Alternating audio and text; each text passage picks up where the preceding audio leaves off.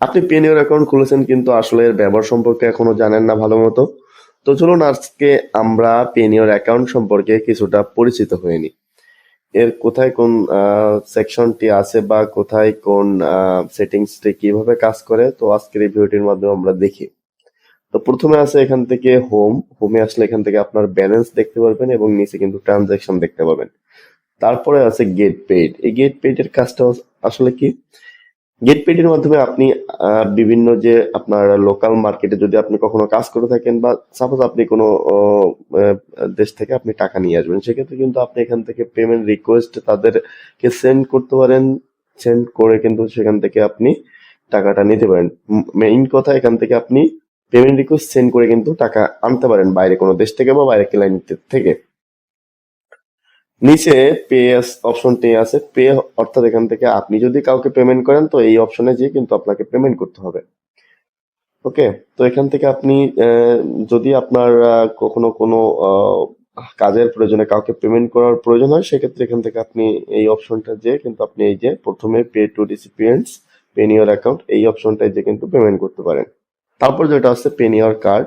Pen your কার্ডটা আসলে এখান থেকে আপনি কার্ডটা যখন অর্ডার করবেন তখন এই অপশনটায় যে আপনি কিন্তু অর্ডার করতে পারেন। এই অপশনে যে যখন আপনি অর্ডার করবেন তখন আপনার এই কার্ডটি কিন্তু আপনি পাবেন।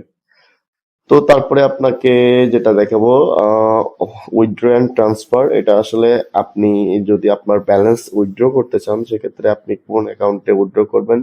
আপনার ব্যাংক থাকতে পারে, আপনার বিকাশ নগদ থাকতে পারে। তো সেক্ষেত্রে আপনি এই উইথড্র অ্যান্ড ট্রান্সফারে যেয়ে কিন্তু উইথড্র করতে পারেন ব্যাংকে।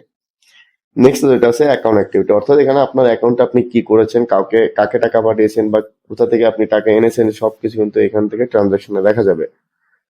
ওকে, এটা তেমন কিছু না। এখান থেকে এটা আপনার পেমেন্ট রিকোয়েস্টও দেখা যাবে, আপনি কাকে পেমেন্ট রিকোয়েস্ট পাঠাইছেন তো সেটাও কিন্তু দেখতে পাবেন। এখান থেকে ট্রানজাকশন দেখতে পাবেন, যেটা বললাম একটু আগে। তারপর আছে ব্যাংক অ্যাকাউন্ট।